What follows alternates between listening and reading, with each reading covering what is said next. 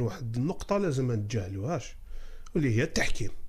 اليوم التحكيم لعب دور كبير في شوف المستوى تاعنا واصل. باش ما نعاودوا نولوا المستوى. قبل ما نهضر على المستوى كان كارثي، نهضروا ايضا على التحكيم.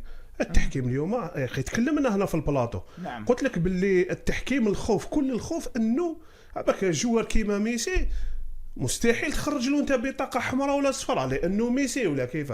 قلت لك انا الحكام راح يتعاملوا بالنجوميه في لقطه عيسى ماندي الفار حتى الفار لم يعد اليه بطاقه حمراء. انا شفت يعني كان على حضرت هنا مره، يعني داروا لنا يعني زكريني نذكروا على خير، الله يذكره على خير، يعني دار لنا يعني محاضره على التحكيم كذا. لقطه كيما هذيك رفع القدم، رفع القدم ضرب مباشره الرجل تاعو خويا بطاقه حمراء هذيك، لانه فقط ميسي ما تعطيلوش لانه يسوق لكاس العالم. لا لا عيب والله، غير شوف لازم المنتخب الوطني يحتج على اللقطه هذيك، تزيد لها صنع الترند.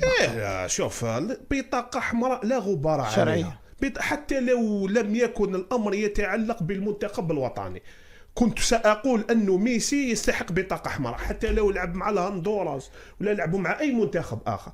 ميسي يستحق البطاقة الحمراء التما هذه. لازم باك بطولة كأس العالم خلاص ولات تاع التسويق، ولا تاع إشهارات إعلانات. عباك ملي ولات البوز، عباك ولات بوز كدا يديروا لك اعلانات كدا. خلاص دخلت في الترفيه دوكا، دخلنا في الترفيه، ابتعدنا عن كرة القدم، على الجمالية تاع كرة القدم. خلاص ولات شغل عبالك راحت الحاجة أخرى، يعني تاع تسويق، تاع تجارة، تاع كرة القدم ولات فيها بوز الإعلانات. وين صارت هذه؟ وين صارت؟